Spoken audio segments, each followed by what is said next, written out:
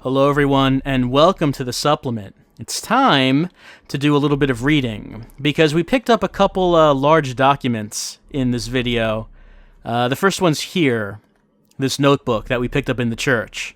So this has some notes in it that we probably want to read because they're about some people that we know. Raphael, the shining one who heals. In the book of Tobit, he reveals to Tobias that his Hebrew name means healer. He is thought to be the chief of the Order of Virtues, guardian of the Tree of Life, and one of the 7 angels of the throne. Raphael is declared to be one of the 4 presences set over all the diseases and all the wounds of the children of men, and is charged to heal the earth. He is said to be the friendliest and funniest of all the angels, and is often seen chatting with some unsuspecting mortal being. As far as titles go, some would see him as the Regent or the Angel of the Sun and the Angel of Science and Knowledge. Some texts have this archangel as the guide of Sheol, the womb of the underworld.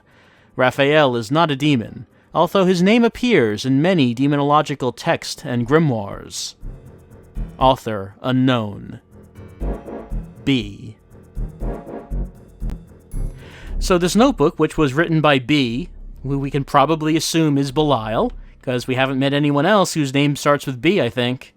He appears to want to know more about Raphael, and it seems that Raphael may be a bit more powerful than we thought he was, as these notes seem to indicate that he is one of the 4 presences set over the world and an angel. You'd think he could probably eat better than some burned fish, but apparently Raphael is a bit more than we thought he was. Let's go to the next page. Michael, he who is as God. The power known as Michael has many names, but most common is translated as who is as God. The singular El being an ancient and holy word with a long history. For example, the Babylonian name is Elu, which means the Shining One, with the Anglo-Saxon word or name being Alf, which means radiant being. Author unknown. Okay, so it sounds, from this, that perhaps Alf has a different name that people know him by. Perhaps it is actually the Archangel Michael. They did say that Eternity was Alf's sword, and they did say that we could find Eternity in the realm where Michael rules, that being Aqua. So if Alf is Michael, it does seem to pan out. That does seem to make sense. Alf presenting himself as just a normal knight, but it seems like he is not anything but normal. Oh, this page seems like it starts abruptly, like there were supposed to be other pages before it, continuing on here, but we don't see those. Sea Scroll. Archangel Michael is identified and named the Prince of Light, who leads a host against the dark legions of Balile, Prince of Darkness. In this, one of many roles of Michael, he is the Viceroy of the world, which was the title of Lucifer before the fall. It is foretold in Daniel that when the world is in trouble, Michael will once again appear. Author unknown. Text probably sourced from the Dead Sea Scroll, the War of the Sons of Light against the Sons of Darkness. There are Muslim traditions which describe Michael in wondrous and magnificent form, with wings the color of emerald green, covered in saffron hairs, and with 1,000,000 faces and mouths, speaking in 1,000,000 dialects, the pardon of Allah. The Quran states that from Michael's tears came the cherubim. Author unknown. The sword of the Archangel Michael is certainly one of great symbolic import to religious writers and historians the world over, even if the claims of its inherent magical and spiritual properties only have basis in legend and heresy. Whatever, the sword is surely the main factor in each and every of Michael's victories. So Balile seems concerned about the sword of Michael. And you know, if Michael can cry cherubim, that's a neat trick. He should really show that to us, because we could use the help. Maybe we should ask him about that the next time we see Alf. if he could just cry like cherubim out of his eyes, because I think we'd all like to see that. Also, that bit about, the saffron hairs with a million faces and mouths speaking in a million dialects. I mean, maybe we're only hearing we're only hearing English, but maybe other people would hear other things. I don't know.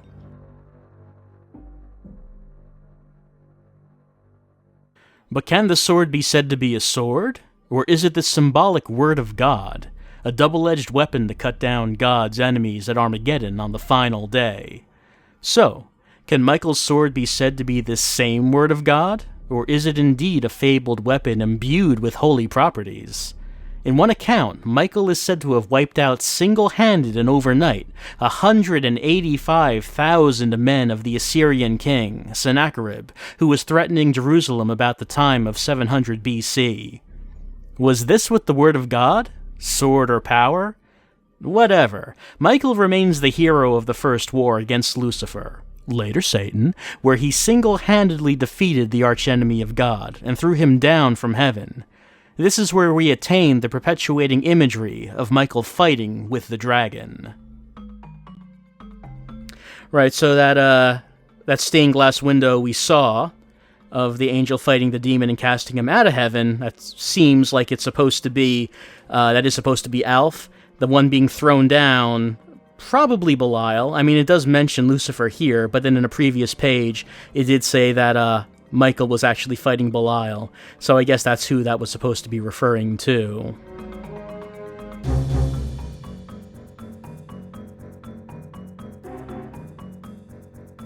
Michael is mostly shown in painting and other, with his unsheathed sword in his hands, which probably signifies his role as God's champion. As God's champion, then, does his office warrant the need of a sword more powerful than any ever made, or any to be made? According to myth and the Bible, Michael will lock the devil into the abyss for 1,000 years. When this happens, will Michael once again take up his sword? Author unknown. B. So if this was written by Balile, and that seems likely, he has quite an obsession with Michael, which would make sense considering it sounds like he was handed quite the defeat by him so many years ago, and Balile is hankering to get his hands on that sword. Where is that sword? He wants it. It's apparently in Aqua, and it's out of Belial's reach as well as Florentine, so we're gonna have to go get it. And apparently it is the case that Michael is not going to take up his own sword, but rather Adam Randall is gonna do it for him. Surely the world is in good hands. Now, we've looked at Belial's notebook. The other thing we found was Florentine's second journal. I have a feeling this book holds the answer to quite a few questions. No doubt. Let's go through it thoroughly and systematically, okay? We always do. So once again, Florentine writing a journal that takes place over the course of centuries. Let's just see what he was up to after that first journal ended. Claude Florentine. Entry, 18th of October, 1673 AD. Temple of the Morning Star. Although all new converts from the recent London meet are still among our number, I shudder to think of what has befallen Jean-Claude of Lyon, David of Leicester, and Paul of Durham. Whatever their fate, it must be connected to the disappearance of the Dodger into the tower. Without guidance and the correct medicines, the servitor could spell trouble. I am currently collecting together the names of all the few who will be volunteering to don gate devices to track the thing down. I dreamt last night of the sword. Methinks it bears more significance than I originally thought. Certainly, Balile knows more than he is letting on. So there's the mention of the Dodger escaping into the tower, and Florentine's real concerned about that. I mean, things are going well for the temple, it seems, as Florentine has built up their numbers, but something's gone wrong about this Dodger, and we're not really sure. It's in the tower, whatever it is. And Florentine is now dreaming of the sword, and Balile knows more. Well, apparently Balile is really thinking about that sword, probably wants it for himself. Next page. Same year. Claude Florentine. Entry, 31st of October, 1673 A.D., Temple of the Morning Star. Of the 6 acolytes I sent into the tower to hunt the Dodger 3 days ago, none have returned. Vine promptly disappeared into the tower and returned withdrawn with 2 bodies and their respective traveling devices. He has not been the same since. Even Balile cannot understand this change in temperament. Whatever the Dodger had become, and how this has occurred remains a mystery, even to Vine. My dreams of the sword continue. I feel myself lost in thought on the subject. Alright, so a little follow-up on this Dodger thing. Florentine sent acolytes into the tower to deal with this Dodger, and apparently they're all dead. It mentions Vine, who we heard mentioned in the first journal. He apparently is a minion, like Balile. So Balile and Vine, both demons. And apparently they are confused as to what is happening with this Dodger. Oh, by the way, throughout these document readings, if there have been spelling mistakes, I usually have been correcting them. I don't think I'm just going to do that anymore, because there's been a bunch of spelling mistakes in these. Like, for example, Balile? I mean, come on, it's his name. You can spell his name right. Balile. And Vine promptly disappeared? Yes, he did so very promptly. There are actually a bunch of spelling errors, and I think we're just going to just have them uncorrected from now on, I think. Next page. Oh, how long? Well, that was a jump. 1673 to 1783. Let's go on. Claude Florentine. Entry, 1st of October, 1783 A.D. Temple of the Morning Star. Tomorrow, we break the 5th shard and seal within the chamber of the Soul Stone. The crossing of the tower will be harder than ever. It seems the Dodger is somehow controlling the ire. The two combined have become troublesome of late, and I fear lives will be lost and blood will be spilt before the ceremony is performed. As a result, I have deliberated not to inform the temple. One more thing. I have discovered that upon each traveling, that someone or something travels the tower. At one of the tower gates only yesterday, I discovered one single white feather. Curious. The Dodger. I have decided with Belile's and Vine's consultation to create a small handful of yielders to once and for all rid us of this accursed beast. My dreams of the sword have remained. Last even, I dreamt of a place, a castle a spirit place, where it lay guarded from me. Despite my dream efforts, the sword remained unattainable. Alright, so even though this is almost a century later, Florentine's still having trouble with this Dodger, and apparently things have gotten worse because the Dodger is somehow controlling the ire. How would it do this? Well, we don't even know what the Dodger is. Florentine is upset about it, though. Florentine realizes that there is someone else in the tower as well, and Florentine's still dreaming of that sword. Almost 100 years later, he's still dreaming about that. He wants it bad. Let's go on. 1783 to, again, 1783. Claude Florentine.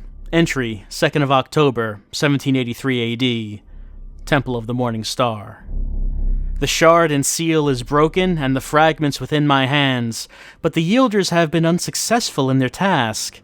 One crawled back to me through the pages of the library on fire and died. As I doused the flames, it became clear that it was not the fire that had driven it from its task. In its mouth was a bloody white feather, and about its body were deep marks that should have been made be claws, but were not. They were the wounds of some blade, which would have had to have been enchanted given the precision of the gashes. This is surely not the work of the Dodger. Something lurks now within the tower, and I know not what. Last night in my dreams, I touched the sword, and immediately found myself at the Soul Stone. Abaddon was there. Quite unexpectedly, he told me that someone would come, someone who would take his place as the keeper of the seals, and another, born from the Tree of Life, someone who would wield the sword for me in the last ceremony. That or destroy utterly our efforts. Supplement. I have placed a single urge upon each gate within the void, with instructions to report any sighting within that place. The 2 feathers I now keep in a safe box. Alright, so a few things about this one. Florentine has broken the shard and seal. I think they said it was the 5th. So at this point, 5 are broken and 2 remain. The Yielders have been killed, but it sounds like not from the Dodger, but from something else. Florentine has a dream about someone who is going to wield the sword for him in the last ceremony, or someone who will wield the sword to destroy his efforts. I wonder who that's referring to. Let's go on to the next page. Oh, hold on. Another time jump, 1783 to 1895. Claude Florentine, April 15, 1895. Temple of the Morning Star. 3 days ago, I witnessed an uncharacteristic trait in Balile. When I informed him of the deaths of the Urges and the Yielders, he took off in blind anger from his place in the library and promptly accessed the tower. He returned at the stroke of midnight, tattered and bloodied, only to disappear yet again, this time into the night without a word. He returned 3 nights later, this evening, creeping silently into the study where I sat awaiting him. He told me that he had failed me, and when I inquired of him of the events of the 12th, he raged and paced the room, muttering incomprehensible words, thumping his fists repeatedly upon the walls till the place literally shook at his touch.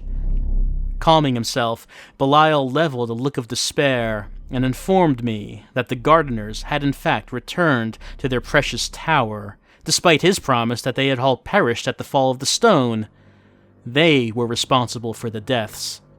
As I write, I know that I must travel the ways, but this time the tower will not be so free to allow access. I am therefore preparing to contact my allies. Alright, things going badly, like a century later, another century later.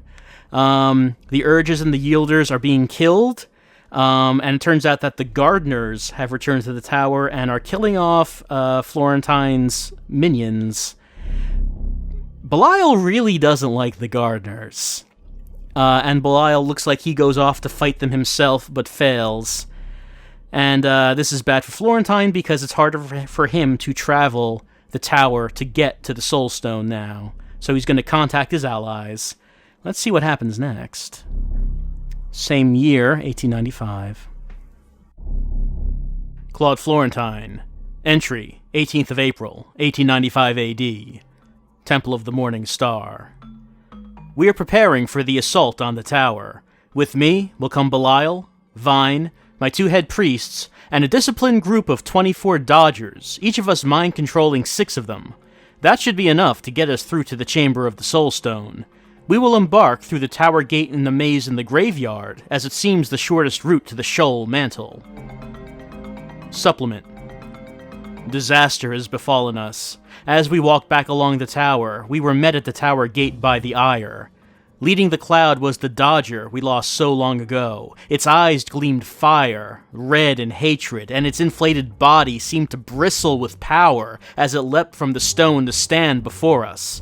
Balile was there in an instant, wrestling with the beast so that the Ire moved from the gate. Seizing the opportunity, I commanded everyone to the gate as explosions from the Ire rocked the very tower itself. As the 2 priests transported through the gate, Vine met with Balile and the Dodger to consume them with fire. The 3 became a molten fireball of burning flesh, but the Dodger was too strong. Vine was thrown towards the gate and immediately disappeared into Helid. Balile was left crawling upon the path, smoking, as I commanded the Dodgers under discipline to attack. With one twist of its head, the Dodger burned them all as they charged. They threw themselves from the path into the eternal blackness, disappearing finally like fireflies in the deep pit. Helping Balile to his feet, I seized the opportunity and used the gate to take us to safety. The last thing I remember was stepping into Helid as a single white feather dropped to my feet. I put it with the other 2 and threw the box into the hiding place. Well, it sounds like things are going from bad to worse for Florentine and his temple. So he staged an attack on the tower, and he brought all kinds of reinforcements with him. But they encountered the Dodger, just the Dodger, no gardeners, just the Dodger, who apparently is with the Ire now. So the two of them, I guess, are working together. And so powerful is this enhanced Dodger that it killed all of the 24 Dodgers, and Balile and Vine were unable to kill it. So it sounds like that Dodger is still running around the tower. Florentine and his men were unable to do anything about it. Also, something of interest is that Florentine does mention that we will embark through the tower gate in the maze in the graveyard, as it seems the shortest route to the shoal mantle. So there's a graveyard maze, and apparently that's going to take us to Shoal, so maybe we should keep that in mind. For right now, though, we have read through the entire journal, so let's see what Adam and Rebecca think about this. I wonder if the gardener that Florentine mentions in the journal is Raphael. Or is it one of the others? Raphael did say he was the last. That means that there must have been more at some point in the past. If it is, it means that he's been around as long as Florentine has. Well, longer if it's true that Raphael is actually an angel. It's probably been around a good deal longer than Florentine. Let's talk about the gardeners a bit more. Evidently, the gardener that Florentine mentions in his journal is Raphael. Anything else in the journal to support that? On return from the tower, Balile told Florentine that the gardeners had returned, and that they were responsible for the deaths of the demons guarding the gates. It would seem that Raphael did have some friends. He once did, but things have changed. Let's talk about the One Power. The One Power. The journal mentions the One Power. He's talking about God? The opposite. Florentine makes a reference in his journal to the One Power when a temple member goes mad, and Florentine threatens to use him as some sort of sacrifice. So they sacrificed their members then. Nice way to do business. I'm pretty sure that observation was supposed to be with the first journal, though, because it was in the first journal that Florentine makes mention of the One Power and sacrifices someone. That actually wasn't mentioned in this journal. Let's see if it's the same thing for Discuss the Temple of the Morning Star. This temple business. Anything in the journal? Anything I've missed? Seems to be some sort of religious order. According to the journal, there were more than just acolytes working for Florentine. It mentions powers, dark powers. I think that was also with the first one as well. So that's everything that we can get from this journal. So it is filling in the past, telling us what's been happening as Florentine and Balile and his temple have been trying to break these 7 seals. And they succeeded with 6 of them, but for some reason, when trying to break the 7th, apparently they're trying something different, which is why Florentine got Adam involved in this. We still don't exactly know why, but things are starting to become clearer. Let's take a look at some of the updated observations now that we have completed St. Michael's. I believe one of them, let's see. You know, we have all kinds of keys. Look at how many keys we have. I think there's an updated observation for this one. Key. Used it on that door in the observatory. The one with the tree design. Yep, that's what we used it on, but we still don't really know why. We saw a tree on the other side, but didn't seem to be a reason for it. Key. Opened the door to the Lady Chapel. Right, that Lady Chapel.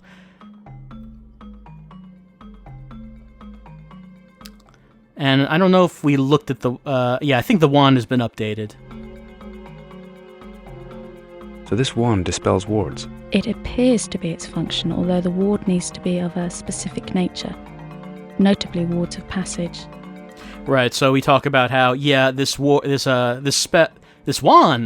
can break wards that are blocking us from passing. Well, we already knew that.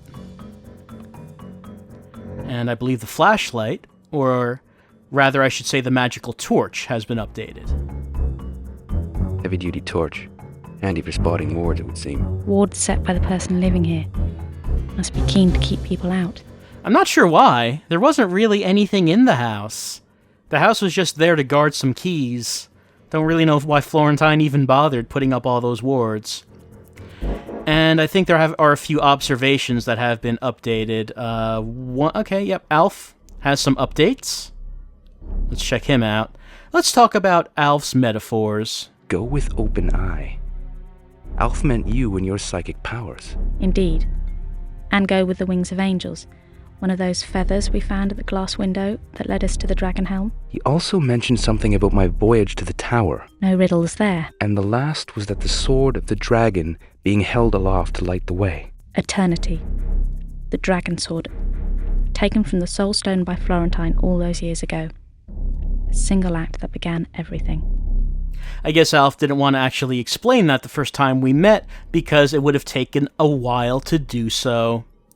And by the way, that one about being guided by the wings of angels, and we had to choose between the green and the red feather. I guess the hint to choose the green feather was in Belial's notebook, when it said that Michael was known for green feathers. So I guess that's the clue, if you actually read the notebook. Let's talk about Alf and Shoal. On our last meeting, Alf told us to take the dragon sword Eternity to Shoal, to the chamber of the Soul Stone. I've got a feeling that's not going to be as easy as it sounds. What was that he said about destiny? That your ultimate destiny and all your unanswered questions would be answered there. Mine too. What do you think he meant? About you, I mean. I don't know, Adam. I really don't. Sounds like Rebecca has some unanswered questions, but she doesn't know what Alf is talking about. Let's see what else we can look at. Not that. We can look at the tower, and we can discuss further. We already know that Florentine used the tower to travel to Shoal and the chamber of the Soul Stone. Yes, in the second part of the journal, we found he mentions feathers. Feathers? Some of his servitors were found dead in the tower. One was found with a bloodied white feather in its mouth, and wounds from some enchanted blade. And we can figure that was the work of the gardeners, and probably Raphael himself. Someone else who's gotten some updates is Claude Florentine. It's been a little while since we've spoken about him. Let's, we could talk about Claude Florentine, or we could talk about Claude Florentine. Those new pages from Florentine's journal shed any new light on who he is? Not really. We only know that he was a Templar knight and the head priest of the Temple of the Morning Star. You mean shithead priest? Adam, I know how you must feel. Let's try to be constructive here. Sorry. I was thinking of Dad. I know. Look here. Around the 17th century, he begins to note and write about his dreams. Dreams of a sword. A sword? Alf's sword? The sword of the dragon. I'm sorry, I was thinking about Dad. It's not really the response I would have expected. So Adam's still with some deep-seated feelings about his father and the priesthood in general. Let's talk about Florentine's dreams. Dreams are more significant than I imagined. Most dreams are. Florentine dreams about a sword and a place where it was guarded from him. He goes on further. Go on. Look. How about reading the journal yourself for a change? I will if you can tear yourself away from it for 5 minutes. Well, perhaps you'd rather I'd left you to it. Rebecca, just give me the damn book. Wow. Usually that's just some friendly banter, but they sounded like they were getting really angry with each other. But we have to remember what's important, and that's not getting angry with each other over who is hogging the book. Rather, what's important is reflecting on what we've learned about Florentine. Florentine. What does he want in all of this, apart from the shrive? And what's this dream about a sword he mentions in his journal? Head priest? Head case, more like. A fanatic, that's what he is, wherever he is. Been around for a while, have we? Long enough, I think. Yep, time to murder us a priest. Well, he's not really a priest. I'm not sure what you would call him. He's the head of a temple, but I don't think there's an official priesthood, really. Let's see, what else did we get? Alright, so the new item we have is the dragon helm. It's spinning real fast. Alf's helm. Makes me feel somehow ready to take on everything. Can't explain it. Let's discuss it. So the dragon helm's our ticket to enter Aqua. It's also very magical. You're not kidding. My thoughts, they become so clear. in tune with your surroundings? You should be. The power of the helm's altering you. It's tuning into your psyche, fashioning and moulding it. But for what? Why is it doing all of this? Now that, Adam, is something we'll all just have to wait for. Right, so Adam finds that he can concentrate better while wearing the dragon helm.